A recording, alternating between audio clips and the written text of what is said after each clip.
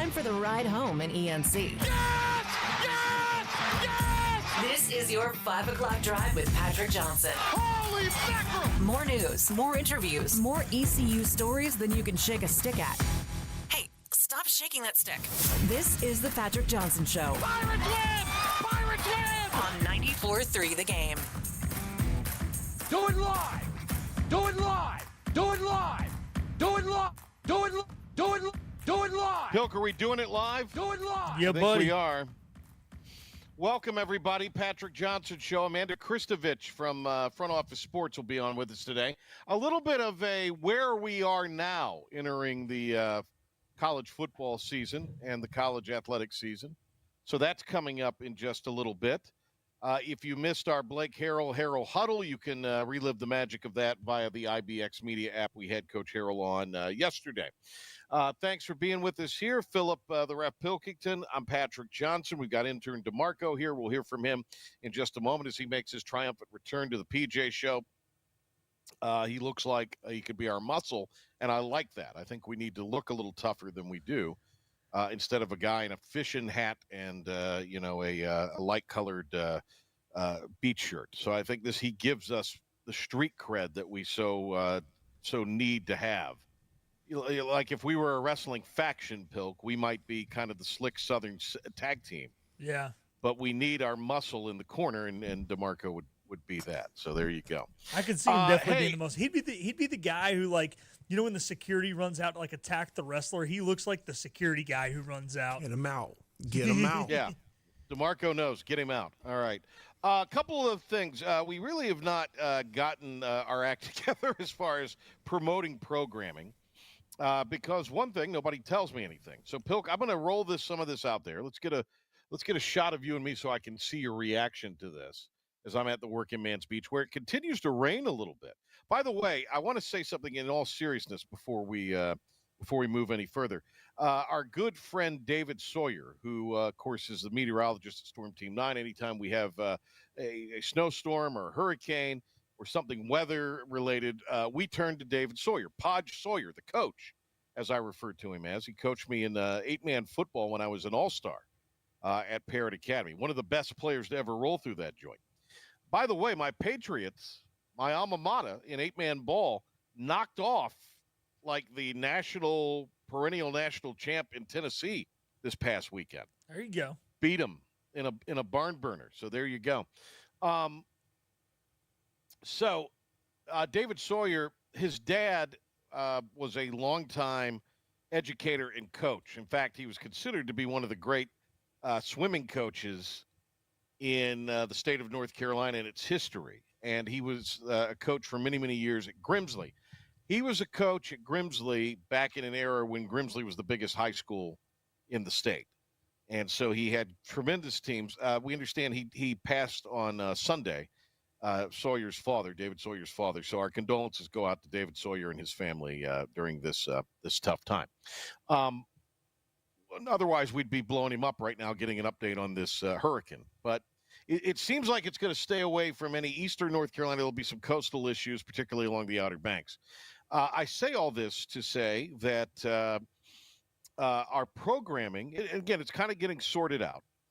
But we're going to be doing the show. Well, tomorrow we're going to have Joe Giglio on. I'm looking forward to having Giglio. They have their sports podcast coming up, Sports Podcast Festival from the Rialto in 5 Points in Raleigh. I'll actually be in Raleigh Saturday night, but I don't think I'll be able to make the podcast festival because I'm going to be working TV with Jay Sunalder and Madison Little for Sinclair that night. World traveler Carrie Patrick Johnson going to Raleigh. There we go. Carrie at Apex in the soccer stadium there, where the Courage play. They're going to play last few years they've played a football game. Actually, played a doubleheader football game there, and we're going to be doing the game on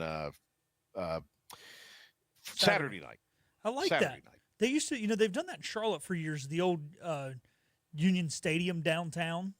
And it's kind of it's much older, not nearly as nice as Wake Med, but it's the same kind of size where you can get two perennial teams in there. Well, I like that, and obviously, this has hosted a World Cup qualifying event for the U.S. Women's National Team, so plenty big in size, nice press box. Obviously, national television broadcast been done in there, so yeah.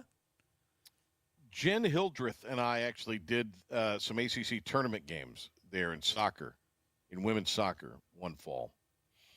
So I have commentated on soccer, Pilk, not very well. That's why I don't do it. You ain't gonna catch me doing soccer. I'd mess up a lot. We'll let Maeve English stick to that duty. And Hildreth is now a big star on ESPN, and I'm doing a 5 o'clock 1 hour drive time show in Greenville with you. So that tells you where the divergence went in the careers. But I'm going to be up there. So Giglio tomorrow, we'll talk to him about NC State and ECU. Friday, Chris Hughes from Carolina Preps will be on with us, as that's the kickoff of the high school football season. And we're working out the details, but Will Bland, the Rose coach, will be with us. So Friday night, we will have Rose football here on 94.3 The Game. That will begin right before 7 o'clock. It'll be a 7 o'clock kick. Rose at Northern Nash. It's a rematch of the first round of the playoffs last year, where Rose eliminated Northern Nash and the Knights, the alma mater of your boy Wimpy Cooper. And we went to we're going to have that. It'll be Stephen Walter and I on the call for the Rose games this year, except where I have a TV conflict. The first two games, because of the schedule, I won't have a TV conflict. But the third week, Pilk, you need to get the arm ready. Yeah. Get the arm ready for early September. So the night before Campbell, I guess. Night before Campbell, and then the following week I will be back. Following week I got a rehearsal dinner. I can't. The following week I'll be back at Havelock out on that wobbly ass deck, and then there will be the week after that. I've got a TV obligation, and then a couple TV obligations in October. But we'll go through all of that at the appropriate time. All right. Get it ready, Dom. That's what's Get going, loose, baby.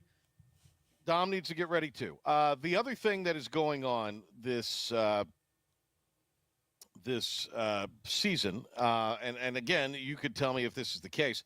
So on Thursdays, we're going to be preempted by Logan. So as opposed to doing a show, especially given all of the other obligations that I have, and then doing the show at a kind of an odd time, and to be frank, because of the logistics with Logan and his show, we couldn't do a live show necessarily butting right up to it. We could, and we figured it out by the end of the year, but it was just easier from a logistics standpoint to do the show earlier in the day for the station. For me, it was not easy at all, and actually was intrusive. So I've just made the executive decision that on Thursdays we would not do a show during the football season with Logan on. We'll still be there Monday through Wednesday and Friday.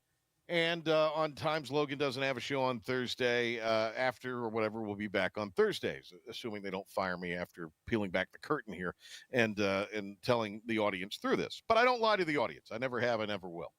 Might not tell them everything, but I don't lie to the audience. So the other part of that is I was told, and I nobody's told me this, but I guess on Thursday next Thursday, not tomorrow, but a week from Thursday, there'll be the pregame, and they are going to do the pre. Is this something on your end? Because everything was running fine here.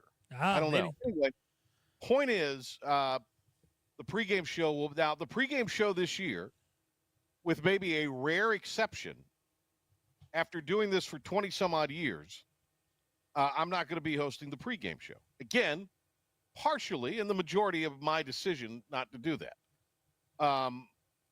But is it still Igo and you hosting it? Yeah, so for the most part, it's been me and Igo during home games, and then road games with Igo traveling. Joey Football is going to sign on, and we're going to do it with Joey Football. But this first game, Joey Football still be at work, so Igo and I are going to be doing it live from Carter Finley Stadium. Okay. But next Wednesday, as I understand it, they're going to move Logan to that slot. So I guess we won't have a show next Wednesday. That's what I've been told. They love to steal money from the P. Oh, steal is a strong word. They like to remove money from the P-man's wallet, don't they? Wow. All right. So let's. That's kind of the layout for the next several days. We will be doing the show Monday. The plan is to do it from tiebreakers. Contrary to what you may have heard, I will be back and have known this since the spring. actually before the season ended, that I'd be back doing Inside Pirate Athletics again. So that'll be going on from Tiebreakers. And the first show of the year comes up Monday with Coach Harrell. We'll also have a couple Pirate players there, I'm told, Pilk.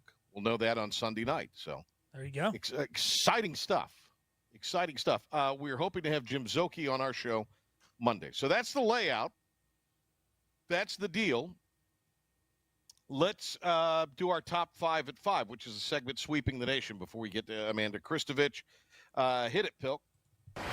This may very well be our last mission. Let's make it count. This is the Patrick Johnson Show on 94.3 The Game. It's impossible. Now some stories you may have heard. You ready? Or catch it for the first time.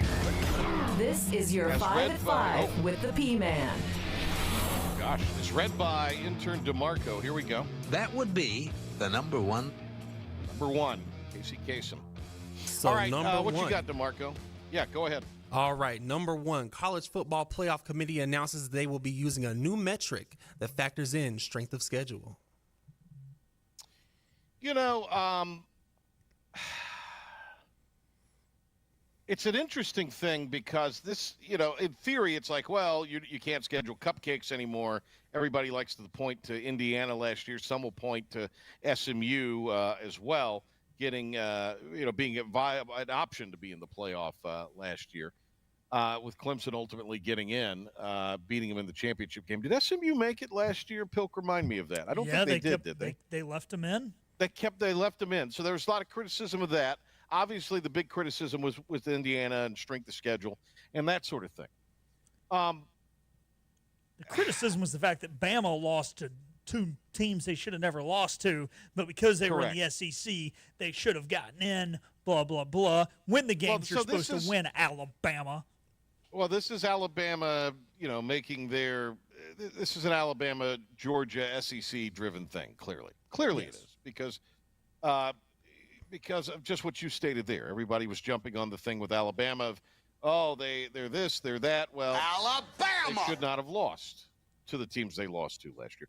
Granted, they were close games, but still should not have lost. Oklahoma was horrible. It's true, and they were close games, but they should not have lost. It's just what I said, Pilk.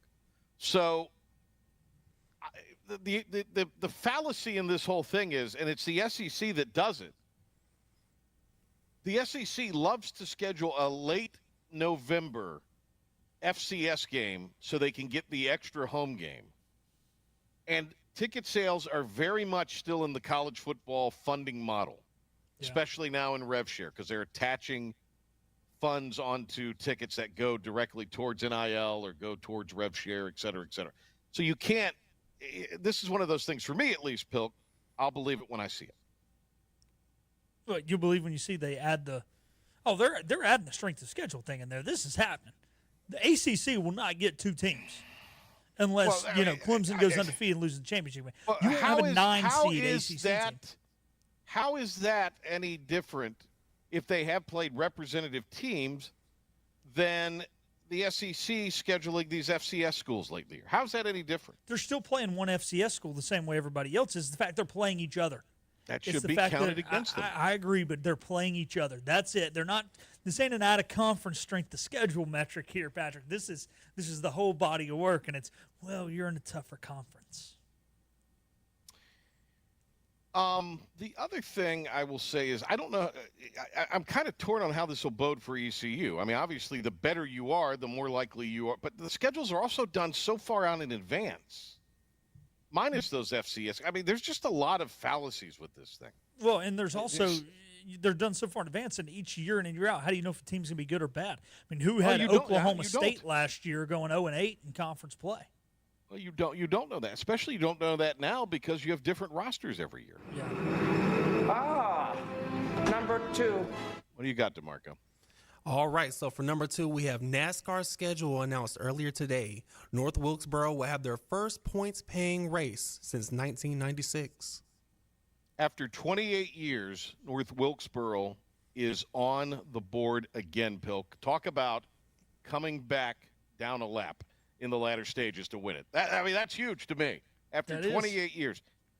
Let's get The Rock back on. Yeah, I mean, why can't we do that? It's on the Xfinity schedule and it's on the truck schedule.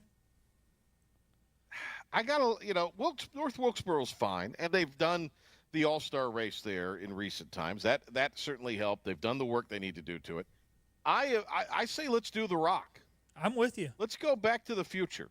Let's bring the Rock and put Rockingham back on this. I am, but I'm going to take the wins where we can get it, baby. Where was NASCAR founded? In the mountains of North Carolina with the moonshiners. There are stills that have been found, even in recent years around this track. Under the grandstands, they found a still when they were in there remodeling it. I mean, that's the grassroots of NASCAR, baby. And they're going back mid-July. Could be a toasty one, but a points-playing race in North Wilkesboro nonetheless. I'm here for it, baby.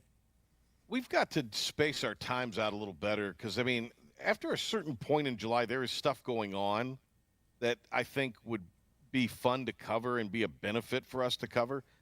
That would be one of the things. So we need to figure out a way to be on the air. Yeah. Let's get some media passes to that one. Yeah, because that would be great. And you know what? If we go cover it, they may spend a little money on the station advertising for it. There's a concept. Yeah. There's a concept, huh? All right, so that's exciting. Let's bring back the Rock. I know they're returning to Chicagoland. Is that a big deal? I think so. This is one of the better mile-and-a-half tracks of late. It produces good racing. They had some good finishes there. And I think the folks down in Juliet, which is, where Juliet Jake was in prison and where Elwood had to get him out at the beginning of the movie, are a little more prone to watching NASCAR than the people in the heart of Cook County. Yeah, that's true. Door number 3. All right, door number 3. What you got, DeMarco? For number 3, we have ESPN has announced this Friday at 9 that they will air the Lee Corso special, Not So Fast. Lee Corso finally gets a primetime slot. Headgear, will it be included? Who knows? Look, it's a nice send-off. Lee Corso will be doing his last show coming up next weekend. It's time. It's time. And it's a classy send-off, and I certainly have no problem with that. I think this documentary is going to be interesting, too, because it goes into kind of the history of how I think that he, came to do the whole headgear pick and all. That's such a, an iconic part of college football every Saturday, and we will be missed, but you're right. It's time. I mean, he's up there struggling to form a sentence. He sounds like somebody else that, was in the news for 4 straight years nationally for a long time. Who might that be? Joe Biden. Who might that be? Who might Actually, that be? I think Biden's probably better at putting together sentences than Corso is. Corso, it's getting bad. Yeah, I mean, I feel bad. It gets sad, and I do feel badly for him. 4. All right, what do we got? All right, for number 4, we have Conference USA will implement standardized player availability reporting process across football, men and women's basketball. Players will be designated as out or questionable and made public by the conference office prior to game time. Do we know how soon prior to game time? Do we have any idea? Not say this. I copied Brett McMurphy's tweet directly and had DeMarco read it. Okay, well, the point is, if there's details, he's probably gonna. Oh, he's ascertaining the details, or they'll be in an article or something like that. Again, this is all in the name of gambling. This is all. Yeah. This is all what this is. This is being driven by that. Nothing more, nothing less. And if it allows more people to bet on Conference USA games, then that, in a way, is more interest in Conference USA games, I guess. Yeah, it's the right thing to do. Every conference should do it. All right. 5. Number 5, what do we got? All right, for number 5, we have Carolina Hurricanes hire Jesper Faust as a developmental coach for the organization. So Jasper Fast, he may not be skating anymore, but he's certainly helping the Canes. It keeps here's the thing I think that I like about this, Pilk, is it keeps a respected veteran in the organization, and that's an important thing. I agree with you. I mean, he was still supposed to be in the organization if it wasn't for the injury, and he's well respected amongst the players, well respected amongst the fans. Keep him there. Supposedly, from what I understood, he's a high IQ guy. I like it. But I am telling Brian LeBlanc that the intern got his name pronunciation right, and you got it wrong. Let's just put that in there. What is it, Faust? It's Faust, yeah.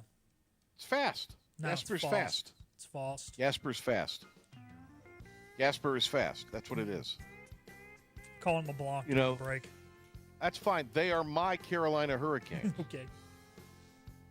And I'm on the bandwagon heading into the year. I'm on the bandwagon heading into a lot of things this year, Pilk. I don't foresee it lasting long. Amanda Christovich. Looking forward to talking to her. A little bit of a primer on what's going on post-house, NIL world, sports, front office sports. Amanda Christovich, friend of the show. Back when we return. The team of Flatlands Jessup is working overtime to help ensure that Eastern North Carolinians like you get the health insurance help you need this open enrollment period. New legislation passed meaning more people than ever qualify for affordable coverage. Let us help you today. The best burgers around. Everyone loves a thick, juicy, and fresh burger. Tiebreakers in Greenville, plus the all-new Tiebreakers in Winterville. Do real burgers better than anybody. So don't just go to any burger-themed restaurant chain. It's time to break the chain and eat local. Tiebreakers, real burgers at its best. Everybody loves burgers. Big tax credits are back. Get a 30% tax credit, up to $2,000 off your new Mitsubishi electric heat pump install. Let Comfort Master help you take advantage of the tax credits with a qualifying Mitsubishi electric ducted heat pump or non-ducted Mitsubishi electric mini splits. Mitsubishi electric mini splits are ideal for bonus rooms, garages, or sunrooms. If you need a new HVAC unit, call Comfort Master today. Call Comfort Master. Call Comfort Master. You know what the problem is with standard belts? Usually you have to choose between too tight or the opposite, too loose. But with Anson Belt and Buckle, you don't have to choose. We got rid of the holes and instead have a track system designed for micro adjustability. That way you can enjoy a perfect fit every time. Anson Belt and Buckle. Find your perfect fit today.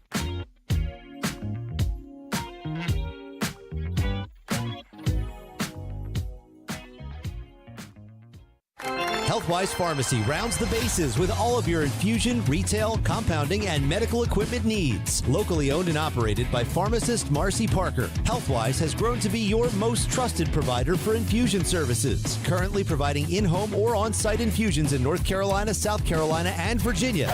Visit Healthwise Pharmacy at 615B South Memorial Drive or call 252-295-0059 to speak to a patient service representative to find the option that best suits your needs. In this age of globalization, we've learned that bigger isn't always better. Ever tried to get phone help from a big corporation from a real person? Right. That's what's so nice about Phelps Chevrolet. After more than 50 years serving our community, Phelps remains family-owned and operated. Mike, Daryl, Wave, West, Alan, and Clay deliver hometown service and integrity, same as always. They share your experience, they share your values, and they are ready to help with any motoring need. Come get you one. Tired of the 1-800 numbers advertising Medicare products? Flatlands Jessup has 6 offices all throughout Eastern North Carolina. Get face-to-face help from our local award-winning licensed team.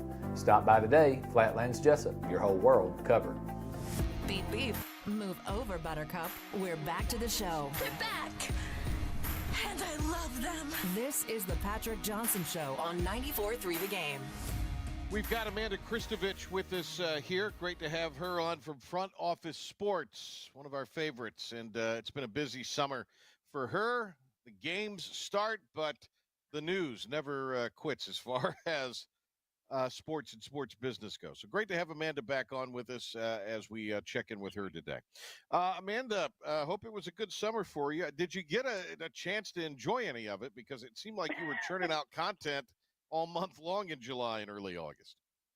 Yeah, you know what's funny is the sports business beat in the college world, there's no off season. So if anything, we're busier in the off season because that's when all the big moves are being made. But I got some sunshine. I got a few days off here and there, so I can't complain.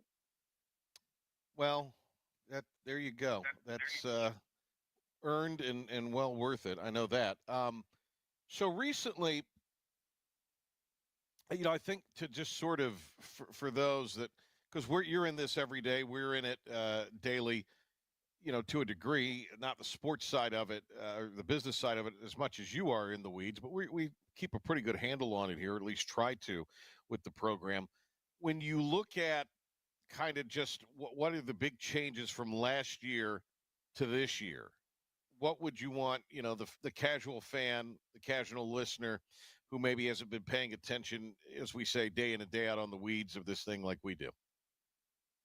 Yeah, I mean, look, the biggest deal was the House settlement that was decided at the beginning of June and implemented, around the end of June. It's funny, it's only been a couple months, but it feels like 100 years since then. So, as a football fan, what you need to understand is that over the past couple months, all of your schools have been racing to figure out, or maybe they knew this was coming, but they've been racing to start paying players for the first time in history, right? The revenue sharing agreements have arrived. Every school gets about $20.5 million to spend. Obviously that has to go across the athletic department. So the football programs alone are probably getting about 75% of that at most, big schools. So that's like sort of thing number one, right?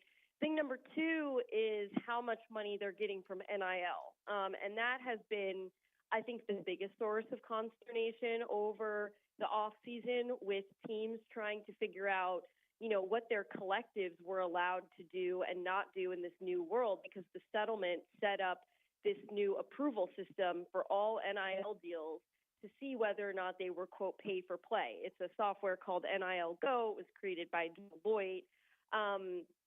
So there's been a lot of back and forth about whether or not collectives could operate at all, let alone what types of deals they could do or facilitate that would be kosher. At this point, deals are being allowed by collectives. They can, still do autograph signings and events and some of, exclusive content like they've been doing. But it's really been sort of an exercise in creativity, to say the least, to figure for all of these schools to figure out how they're going to pay the players, not just who they're trying to recruit, but literally who you're going to see on the field over the next couple of weeks. Amanda Christovich, Front Office Sports, joining us here on the Patrick Johnson Show. So the other thing, if you saw a big NIL deal announced in the spring or early summer, that was also a little bit of a race against time, if you will, because there was a certain date in which the scrutiny was going to come of all NIL deals. So if you saw a gargantuan deal, that may be a thing of the past.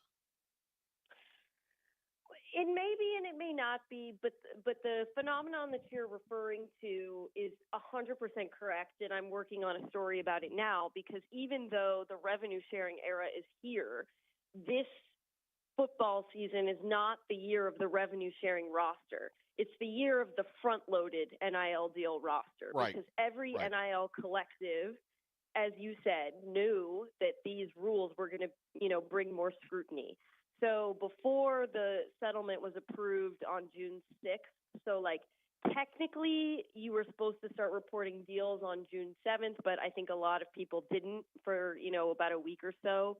So let's call it like the middle of June. If you saw a deal being announced before the middle of June, you can, not only guarantee that that deal was done and dusted before the House settlement, on purpose, but that the money itself was front loaded. Like, the players are getting these big lump sums as opposed to, monthly payments like would be sort of more normal, because even if the deal was already done, if you're still paying the player post House settlement for that deal, then the deal has to be put into this new clearinghouse. So I think on June 30th, Open Doors, which is one of the NIL companies, said that $20 million worth of NIL collective money passed through their system on June 30th, the day before July 1st, when technically all of these rules were supposed to be implemented. So I've been told it was the most expensive off season ever. Someone told me today it was like the coaches won the lottery, but they didn't even know how much money the lottery was going to be worth. So it was definitely the most chaotic, definitely the most expensive, and I would say a unicorn off-season situation, because we're not going to have that going forward. Here in Greenville, where East Carolina University is and where the show's, home station is, though I'm at the Working Man's Beach, but, with what's going on with the ECU athletic department, the collective that was sort of the main collective has gone away. It's been absorbed, maybe oversimplifying it, in light of that money was moved over, included in towards the rev share. Now that's a little different situation. It's an American school, and they're not going to be ponying up $20.5 million. The American schools, I think, committed $10 million over a certain stretch. Obviously, you can do more than that, but that was sort of the basement over the 3-year span. I'm just curious. Have you heard of any other schools just doing away with the collective and just going straight to rev share? 100%. There are a lot of schools. I mean, look, Ohio State is a great example, right? Like they're known for having one of the highest, highest paid rosters of their football team, at least last season, right?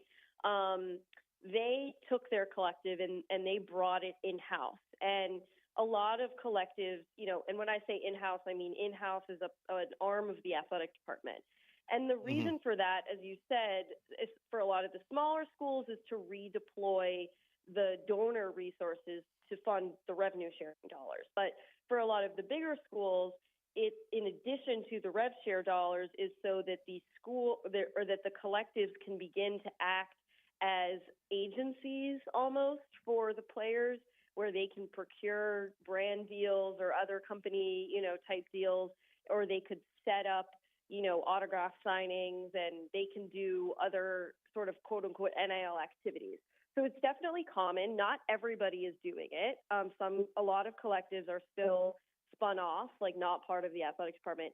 But, from the small schools to the big schools, a lot of them have decided to do this. And it'll be interesting to see whether or not that model gives schools an edge, or whether keeping the collective outside of the athletic department's jurisdiction would have been kind of the better way to go. Amanda Christovich, front office sports, with us here. What is the volume, either in total number or dollar amount, of deals that have since not passed this clearinghouse as far as NIL goes? Oh, that's a great question.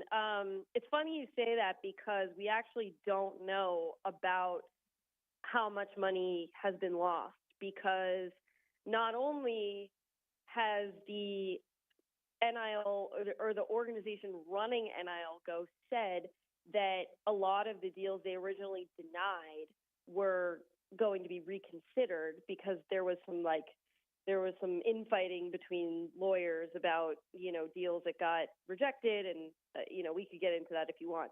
But not only that, but a lot of the deals I'm hearing still are in limbo.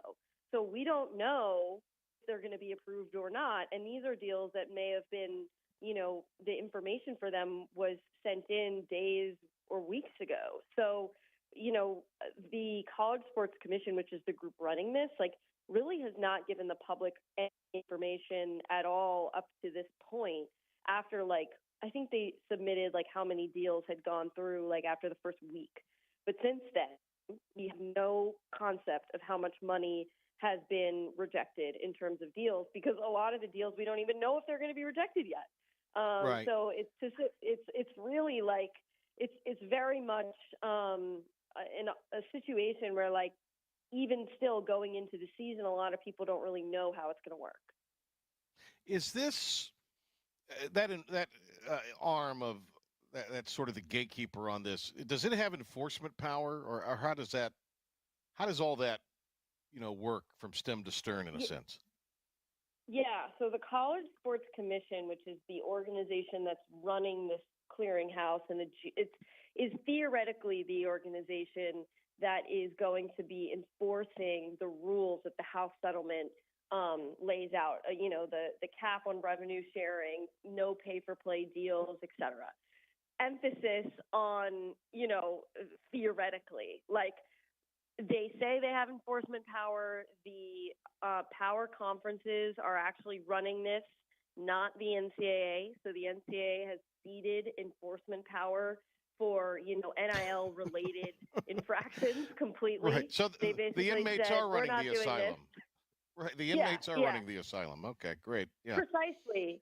Precisely. And this was a big conversation right after the House settlement passed, which was, you know, if the power conferences are funding the organization that is now going to be doing enforcement for all of Division I NIL deals, are we going to be in a situation, you know, what was that saying many years ago about, you know, the NCAA found that UNC was committing, you know, all of these recruiting violations, so the NCAA is going to punish CSUN? Like, right.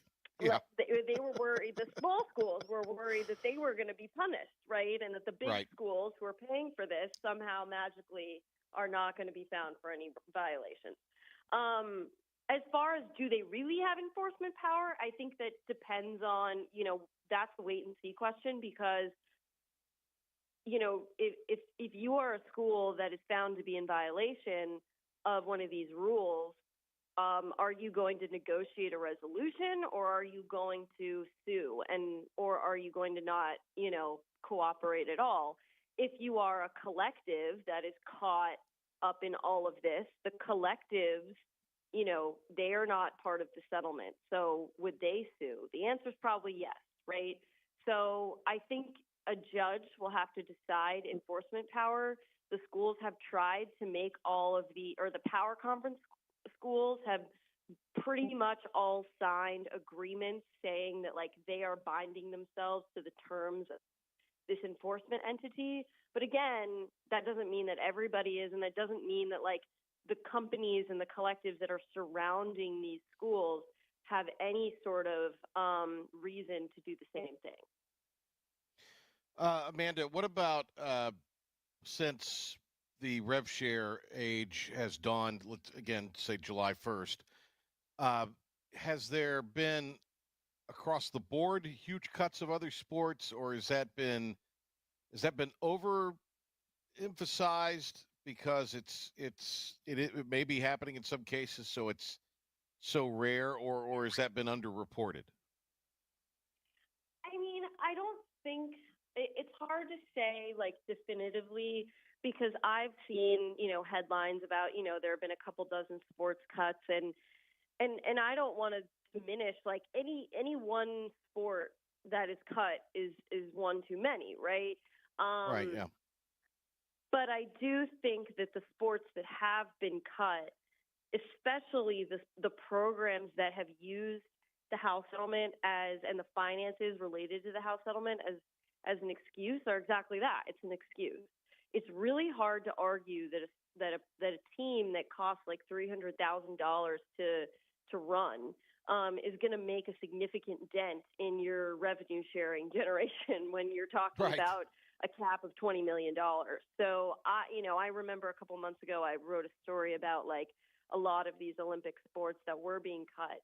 I do think, look, the fears are always overblown, because this is the same playbook that the NCAA and the conferences and the schools, it's the same sort of fear mongering that they use every single time there's a new pro athlete compensation rule. Oh, well, if we have to pay the players, we're going to have to kill all the sports.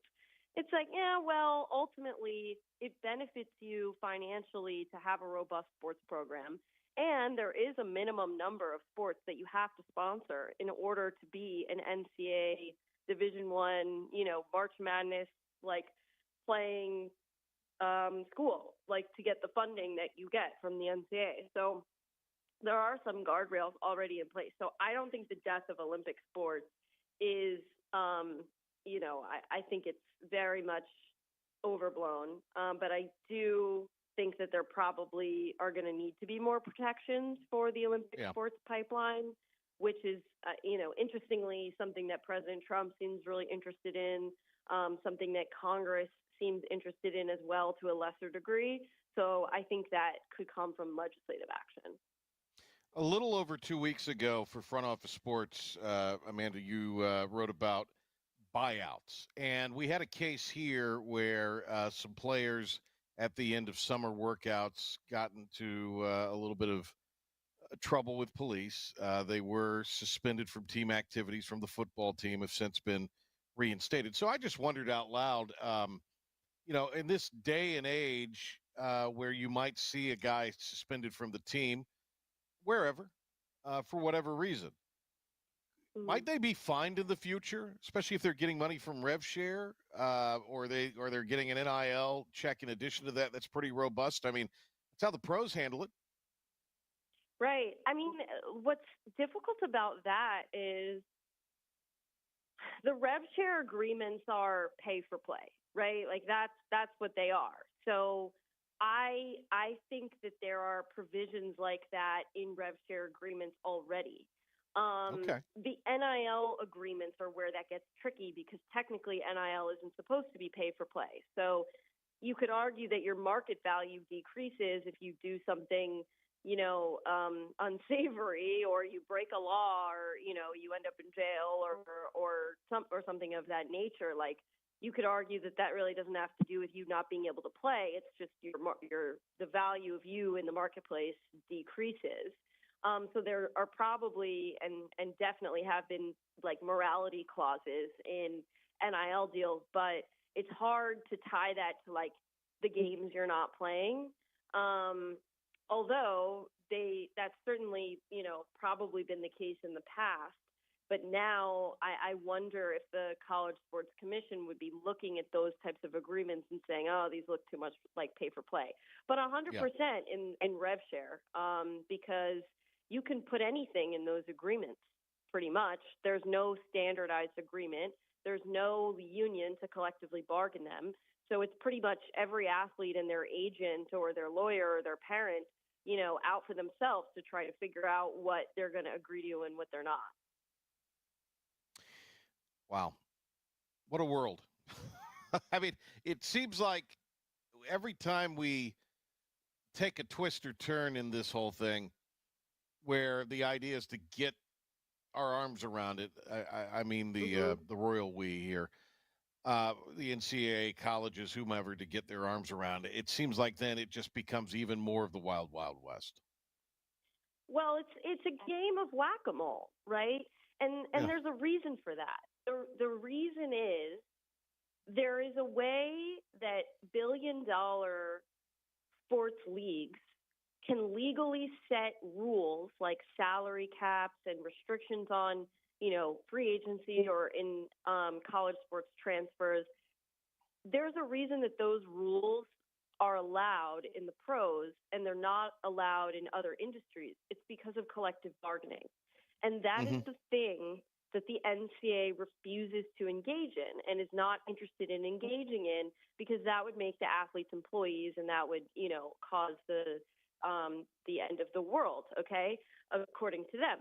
So that is the problem that is the root of the problem that we are looking at in terms of, getting our arms around regulating college sports and making rules that, make sense so that coaches aren't re-recruiting every single year. Like, you can't have your cake and eat it too in this country. You either have to have a free market or you have to collectively bargain. Option number 3 is what the NCAA is trying to do, which is what we know what we're doing is illegal, so we're asking Congress to write us a new law to make it legal. Like, that is what they are doing in Congress. And so whether you are pro-collective bargaining or not, the reality of the way that our laws are written in this country is that is the legal mechanism that the professional leagues use to make salary caps legal, to make free agency legal, to make standardized contracts, restrictions, agent registration, all these things legal. So I think that's important for everybody to keep in mind when they're looking for who to point the finger of blame at, right? If you're not in favor of collective bargaining, that's fine. But then you have to ask yourself, what other legal mechanisms do we have to get our arms around this? We don't.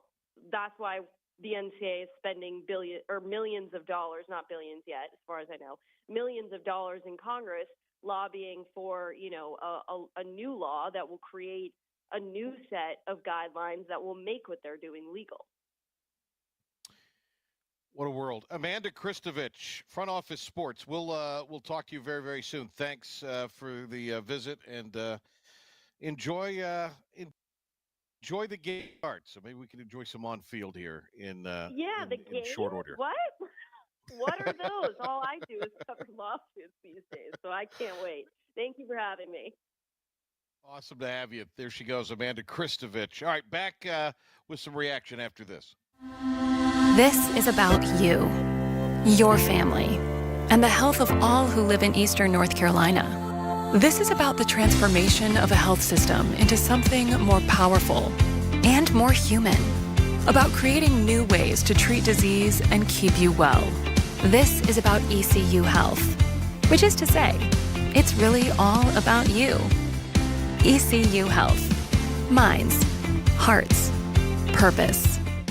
You have a choice when you invest in insurance, and when you choose First State Insurance Advisors, you're working with people you can trust. Clark Stallings has deep ties in the community. His team, including Keaton Smith, Regina Asby, Phil Leva, Max Joyner Jr., Max Joyner III, and Ginger Smith, provides knowledgeable and professional advice. First State Insurance Advisors is an independent insurance agency. They offer all types of personal insurance as well as various types for business. Call or email First State Insurance Advisors today. We want to be your trusted choice agency.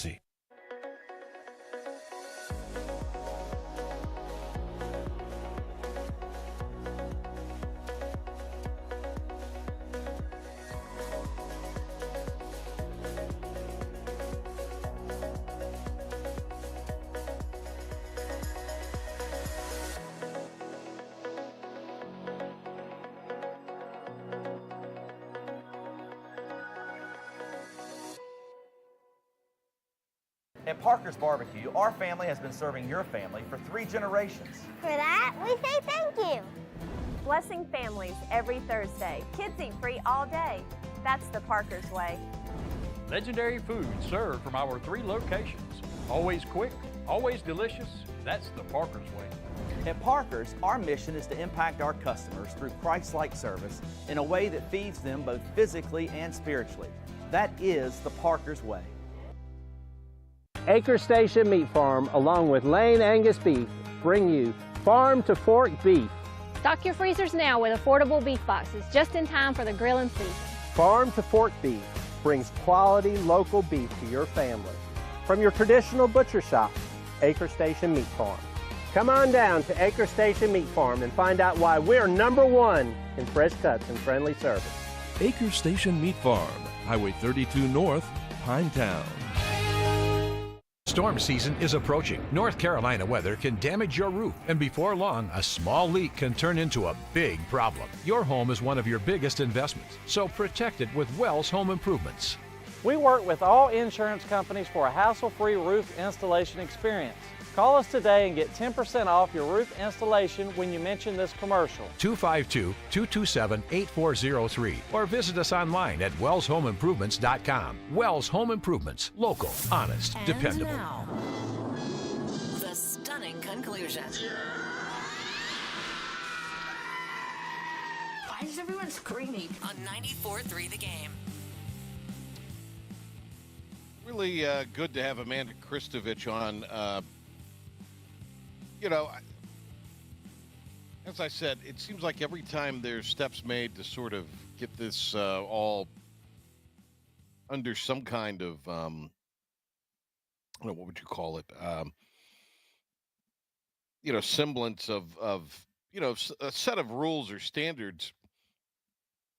It's the, best intended consequences are end up being, problematic. To me, it has, it's just because, and we've talked about this before, all of the agendas. And even you have, certainly the agenda at East Carolina is far different than the agenda at Texas or Alabama or Michigan.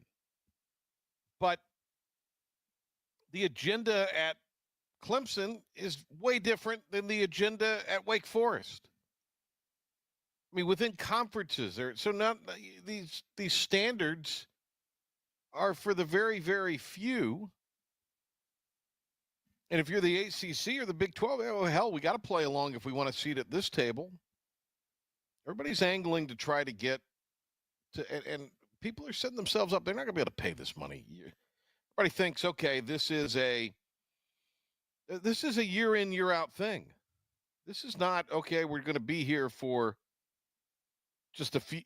All right, we'll do it this year. We'll give some money. And we'll be no. This is a year in, year out deal. This is money that has to repeat itself year in and year out. That $20 million's not okay. We're going to spend $20.5 million this year. Yes. Not everybody's going to be able to do it.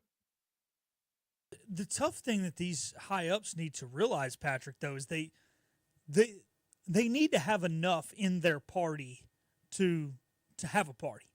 And if 10 years from now, if there's a break-off and only 8 teams can afford the break-off, that's not going to be enough. It'll be more than that. I know. It'll be more than that. There will be. But my point is, if they try and whittle it down to where only if you can't put up what Texas, Ohio State, Alabama, and USC can do, those are going to be the only teams left.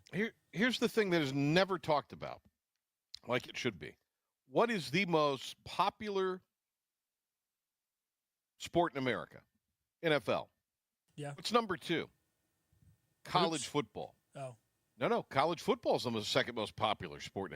What makes college football so great? It is the rivalries. It's the pageantry. It's the, kind of unsung stories. We were talking to Amanda off air. It's the stories that she gets excited about. There are no Boise stories State anymore. If East Carolina knocks, well, there won't be if you're just going to do. It's going to be the same 20 name brands, and quite frankly, it's not going to be. And again, this is all the unsaid stuff. That basketball tournament makes these. We talk all we want about rev share and the conference, but the basketball is a lot of that inventory. The basketball tournament is a lot of that money that goes into the conferences and goes into the universities for their athletic budget. It keeps those mid-majors afloat. The fact that they get those teams it keeps in there. It keeps places like North Carolina State afloat. Yeah. Who we can do it. No, you can't. You might do it a year. You might do it 2. But nobody's thinking beyond the tip of their nose. In basketball, real quick, basketball knows what they're doing more than football because basketball allows a seat at the table for everybody. And what does that allow? Storylines, like you said. Everybody wants to see St. Peter's go on a run. Nobody wants to see 4 number 1s in the Final Four. They want to do away with that. All right, back tomorrow. Joe Giglio will be with us.